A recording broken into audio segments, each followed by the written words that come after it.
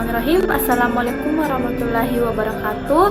Perkenalkan, nama saya Lela Syukiratala dengan NIM 220305501038, kelas D, Program Studi Gizi, Fakultas Ilmu Keolahragaan dan Kesehatan. Baik, di sini saya akan menjelaskan mengenai jalur PAGT. Yang pertama, membangun dasar-dasar konseling dengan cara membangun hubungan positif dengan klien. Pada langkah ini, konselor harus menunjukkan diri sebagai seseorang berkompeten di bidang gizi, dapat membantu klien mengatasi permasalahannya. Konselor menunjukkan diri dan meyakinkan diri klien bahwa konselor sebagai orang yang dapat dipercaya dan dapat membantu klien mengatasi masalahnya. Yang kedua, mendekati klien dengan sikap empati dan mengatur suasana yang nyaman.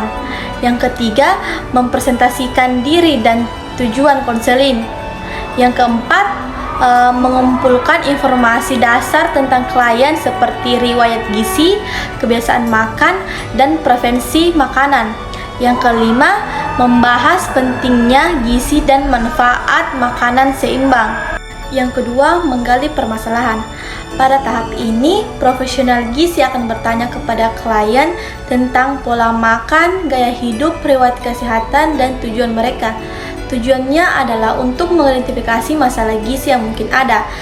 Berikut beberapa tujuan untuk mencapai tujuan. Yang pertama, mendengarkan klien dengan seksama untuk memahami kekhawatiran dan permasalahan mereka terkait gizi. Yang kedua, bertanya tentang pola makan, aktivitas fisik, riwayat penyakit, dan kondisi kesehatan lainnya. Yang ketiga, mengidentifikasi faktor-faktor penghambat klien dalam mencapai gizi yang sehat. Akan diagnosa gizi. Diagnosa gizi dikelompokkan menjadi 3 domain, yaitu domain asupan adalah masalah aktual yang berhubungan dengan asupan energi, zat gizi, cairan, substansi bioaktif dari makanan baik yang melalui oral maupun parenteral dan enteral.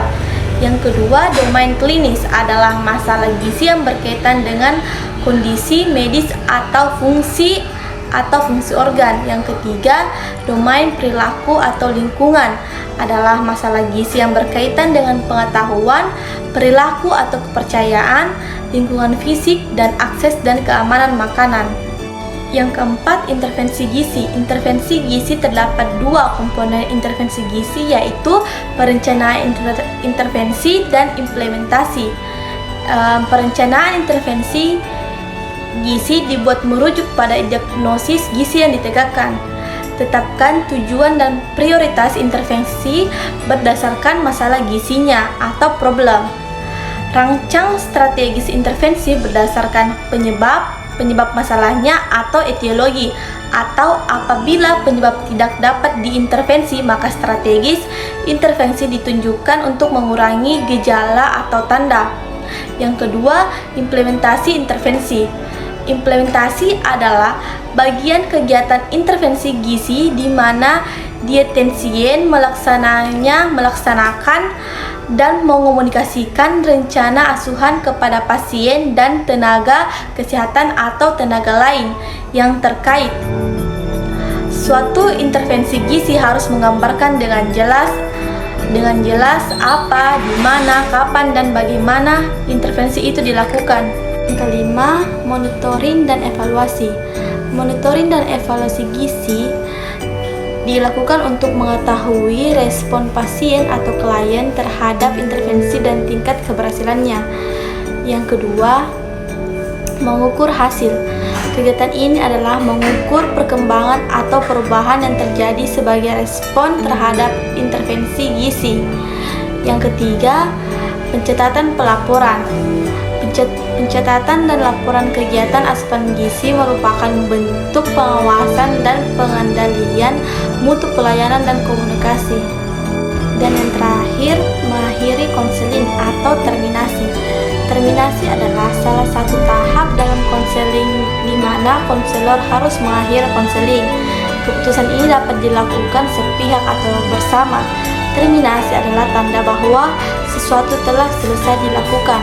Adapun tahapan-tahapan pada terminasi adalah untuk memulai pengalaman baru. Pengalaman terdahulu harus diselesaikan dan dipecahkan, mempertahankan perubahan yang telah dicapai dan mengembangkan keahlian untuk memecahkan masalah yang telah dapat dari konseling, serta bertindak sebagai pengingat bahwa klien adalah orang dewasa.